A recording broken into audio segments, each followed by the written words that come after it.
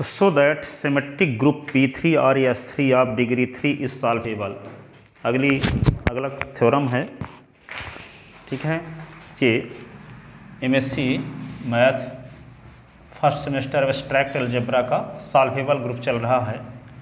तो इसमें एक थ्योरम ये है जो कि हमेशा आती है, सबसे वेरी इम्पॉर्टेंट। तो ये थ्योरम ये है क्या, so that the symmetric group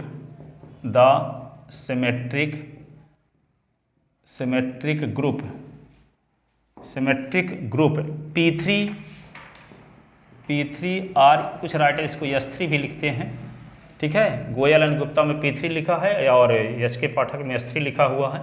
तो आप P3 से भी डिनोट कर सकते हो और इस S3 से भी डिनोट करते हो।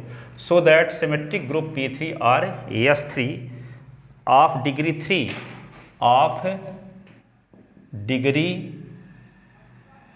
3 इज सॉल्वेबल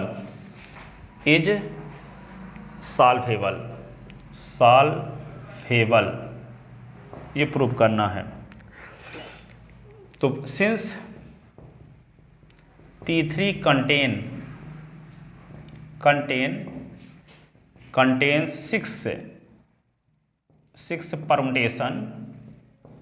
6 परमुटेशन कंटेन होते हैं इसमें। यदि P3 है, जैसे मान लो P3 है तो यहाँ 3 का फैक्टोरियल, P2 है तो 2 का फैक्टोरियल, P4 है तो 4 का फैक्टोरियल परमुटेशन उसमें कंटेन होंगे, ठीक है। तब 3 का फैक्टोरियल क्या होता है, 3 × 2 × 1 तो 6 आया। 2 का फैक्टोरियल 2 × 1 तो 2, यहाँ पे 4 × 3 × 2 × 1 तो 4 3 12 दूना 24, ठीक है। तो ये P3 में कितने परमुटेशन होंगे, 6 है। P2 में कितने परमुटेशन होंगे, 2। P4 में कितने परमुटेशन होंगे, 24, ठीक है। तो यहाँ पर वही लिखा गया P3 कंटेन 6 परमुटेशन। अब 6 परमुटेशन कौन कौन होंगे P3 में, उनको हम लिखते हैं। एक तो होता है आई, जिसका फुल फॉर्म होता है आइडेंटिटी परमुटेशन, इसी को कहते हैं आइडेंटिटी परमुटेशन, ठीक है। क्या कहते हैं इसको, आइडेंटिटी परमुटेशन। इसको हम किससे डिनोट करते हैं, देखो आई से। और इसका आई का मतलब क्या होता है, देखो आई का मतलब ये होता है कि 1 का इमेज 1 पर, 2 का इमेज 2 पर और 3 का इमेज 3 पर। इसका मतलब ये हुआ 1 का इमेज 1 पर, 2 का इमेज 2 पर और 3 का इमेज 3 पर। जैसा कि आप एक फंक्शन में पढ़े हो ब्राह्मी क्लास में, fx बराबर x है तो 1 में f लगाएंगे तब भी 1 आएगा, 2 में f लगाएंगे तब भी 2 आएगा, 3 में f लगाएंगे तो तब भी 3 आएगा। तो इस मैपिंग को हम कहते हैं आइडेंटिटी मैपिंग। फिर इसको डिनोट करते हैं IX बराबर x, ठीक है। इसलिए ये आइडेंटिटी मैपिंग है, तो यहाँ आइडेंटिटी परमुटेशन है, इसलिए इसको आई से डिनोट किए हैं, ठीक है। तो 1 का इमेज 1 पर, 2 का इमेज 2 पर, 3 का इमेज 3 पर, इसलिए इसका नाम क्या हुआ, आइडेंटिटी परमुटेशन, ठीक है। दूसरा एलिमेंट क्या होता है, 1 2 की मीनिंग क्या होती है, 1 2 की मीनिंग होती है कि 1 का इमेज 2 पर और 2 का इमेज 1 पर। तो 1 का इमेज 2 पर और 2 का इमेज 1 पर, तो 3 भी लिखना है, ठीक है। क्योंकि डिग्री 3 का परमुटेशन बना रहे हैं तो 3 सिंबल इसमें रहेंगे। तो एक हो गया 1 और 2 और एक तीसरा अपने से लिखेंगे तो 3 का इमेज 3 पर अपन ऐसे कर देंगे, ठीक है। 3 का इमेज 3 पर, 3 का इमेज किस पर, 3 पर। इसी को लिखते हैं शॉर्ट में 1 2। क्या लिखते हैं शॉर्ट में, 1 2। तो 1 2 का फुल फॉर्म क्या होता है ये। फिर ये दूसरा मेंबर हो गया। तीसरा मेंबर क्या होता है, तीसरे मेंबर को लिखते हैं हम क्या, 2 3 को फुल फॉर्म लिखोगे तो क्या लिखोगे, 2 का इमेज 3 पर, 3 का इमेज 2 पर।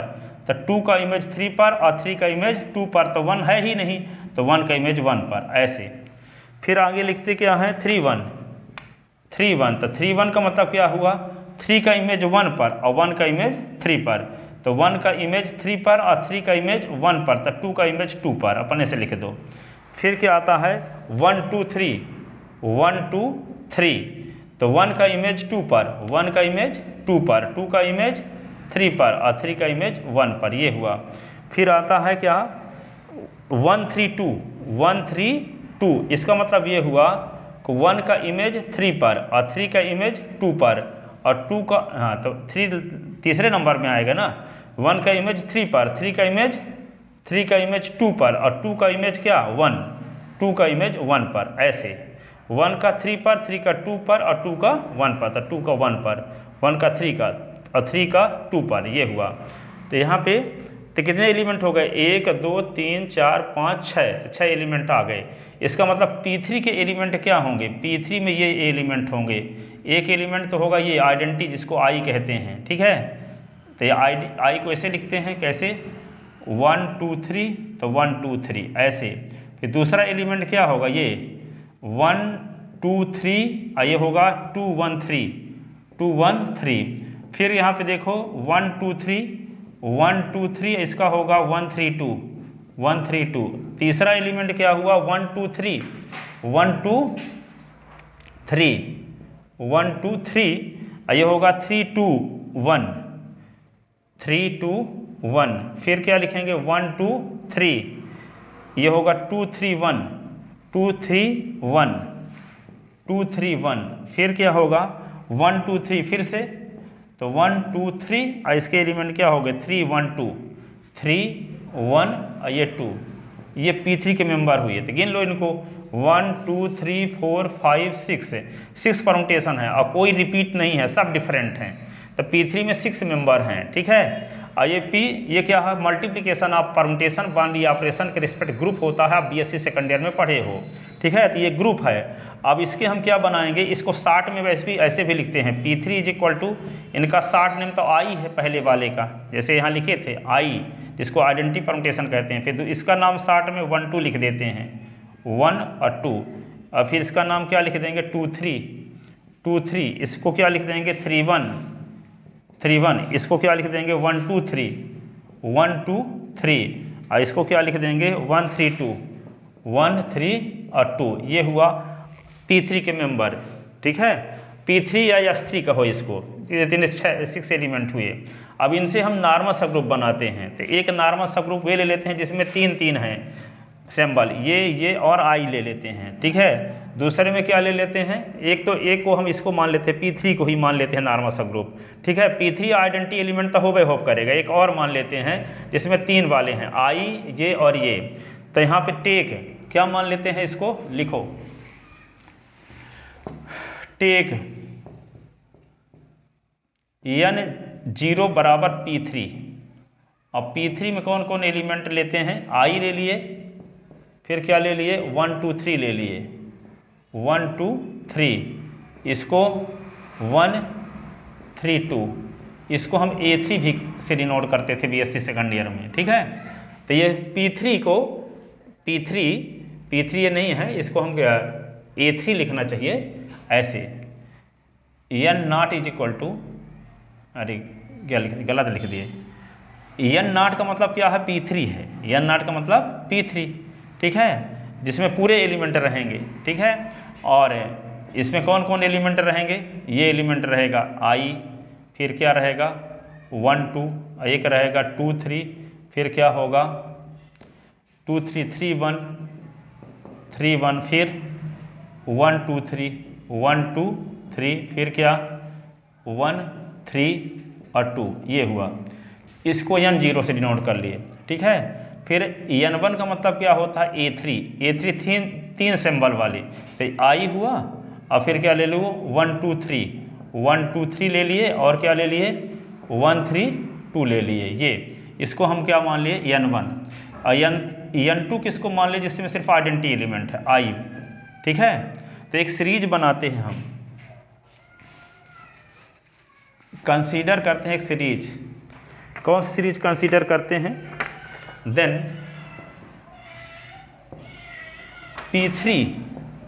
P3 को हम N0 मान लिए। N0 सुपर सेट है किसका, N1 का सुपर सेट है N2 का, N1 सुपर सेट है N2 का, N2 बराबर क्या है ये I, ठीक है। इसी को हम E के स्थान पे I काम कर रहा है ना। अब यदि सीरीज फर्स्ट को हम क्या प्रूव कर दें कि यदि P3 की ये कंपोजिशन सीरीज है, ठीक है, तब P3 क्या हो जाएगा सॉल्वेबल। तो इसको हम कैसे प्रूव कर पाएंगे, देखो यदि सीरीज फर्स्ट क्या होगी, P3 की सॉल्वेबल सीरीज कब होगी, यदि इसका ईच फैक्टर ग्रुप क्या हो जाए आबेलियन, ठीक है। The series first will be solvable series of P3 if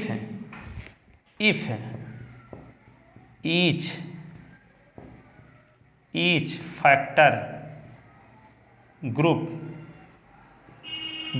of subnormal series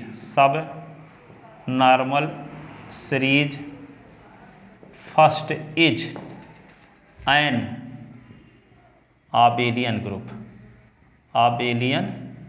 group for it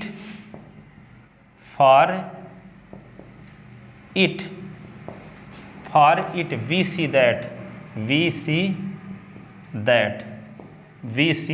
that for it we see that। यदि यहाँ पे दो here two factor groups of subnormal series first are कौन कौन होंगे? एक होगा n0/n1 and एक क्या होगा n1/n2 ठीक है। अब इन दोनों फैक्टर ग्रुप का ऑर्डर प्राइम नंबर आ गया तो ये दोनों फैक्टर ग्रुप क्या कहलाएंगे? Cyclic group. और जब जो ग्रुप साइक्लिक होता है वो आबेली हर हाल में होता है। ठीक है, लास्ट लेक्चर में हम बता चुके हैं जो ग्रुप क्या होता है साइक्लिक होता है वे आबेली होता है। आप बीएससी सेकंड ईयर पढ़े थे साइक्लिक ग्रुप क्या होता है, ईच साइक्लिक ग्रुप आबेलियन होता है। ये भी पढ़े हो कि प्राइम ऑर्डर का ईच ग्रुप क्या होता है, प्राइम ऑर्डर का ईच ग्रुप साइक्लिक होता है। तो यदि इस ग्रुप का ऑर्डर प्राइम नंबर दिखा देंगे तो ये साइक्लिक हो जाएगा, ये भी साइक्लिक हो जाएगा यदि प्राइम नंबर इसका ऑर्डर होगा तो। ठीक है, और जब दोनों का ऑर्डर प्राइम नंबर होगा तो साइक्लिक होंगे, जो साइक्लिक होंगे वो आबेली हर हाल में होंगे क्योंकि each cyclic group is an abelian group. ठीक है, अब किसी क्वेश्चन ग्रुप का ऑर्डर कैसे निकालते हैं? जैसे मान लो जी एक ग्रुप है, जी क्या है? एक ग्रुप है जिसके एलिमेंट ले लेते हैं 1 - 1 आयोटा माइनस आयोटा, और एच इसका नॉर्मल सबग्रुप जिसके एलिमेंट है 1 - 1। तो इसका क्वेश्चन ग्रुप क्या होगा? जी अपॉन एच, इसके एलिमेंट क्या होंगे? एक H1 होगा और एक H आयोटा होता है। तो ये दो डिफरेंट राइट कोसेट हैं, डिसजॉइंट राइट कोसेट का कलेक्शन क्या होता है?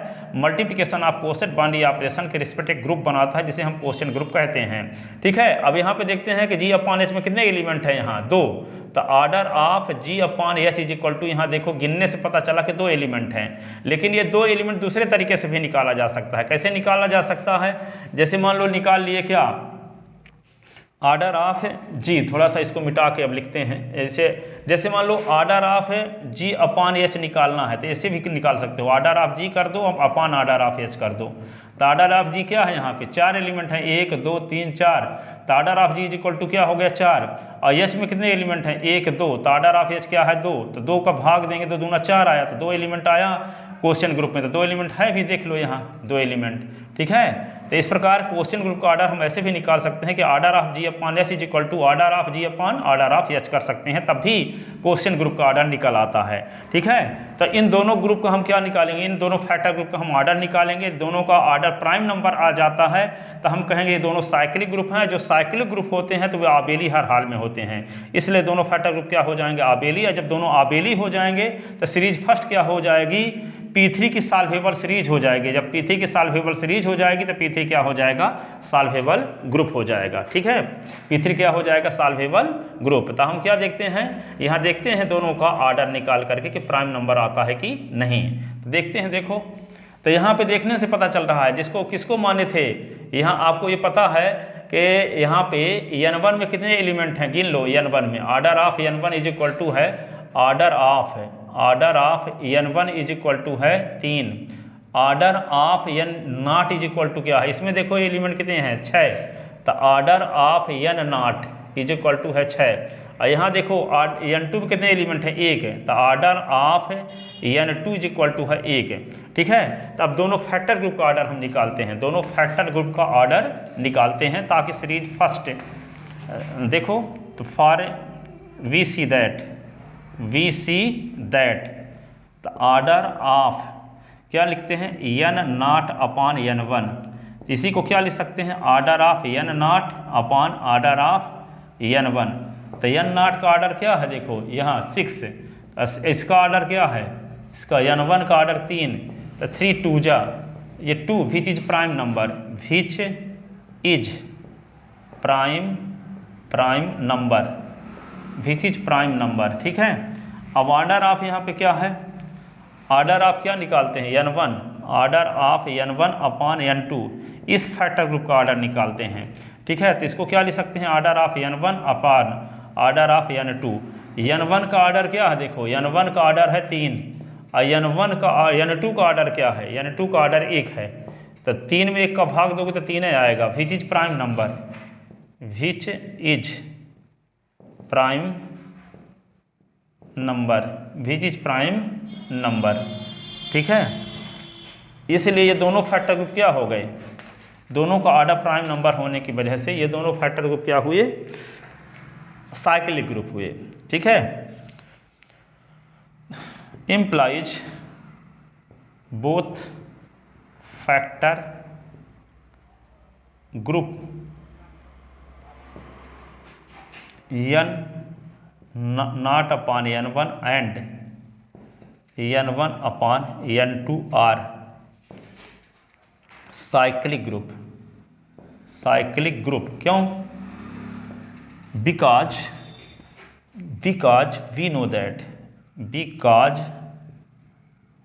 we know that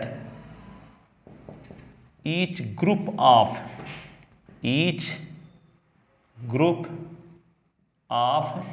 prime order is cyclic group। ठीक है, और also we know that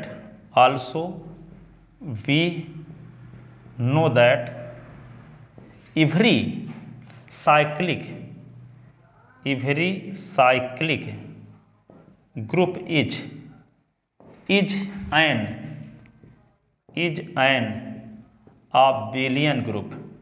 abelian group।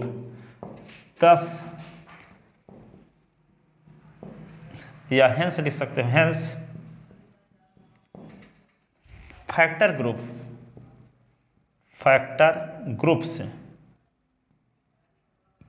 Groups कौन, n not upon n1 and n1 अपॉन n2 are abelian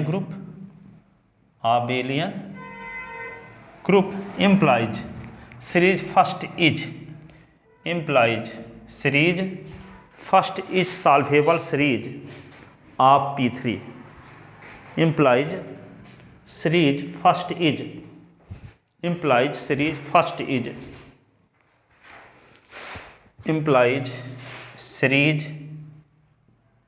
first is solvable series of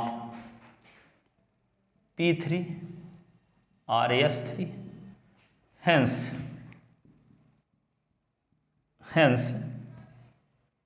P3 is a solvable group। ठीक है, तो जिस group की सॉल्वेबल सीरीज का एग्जिस्टेंस हो जाता है वह ग्रुप क्या होता है, सॉल्वेबल हो जाता है।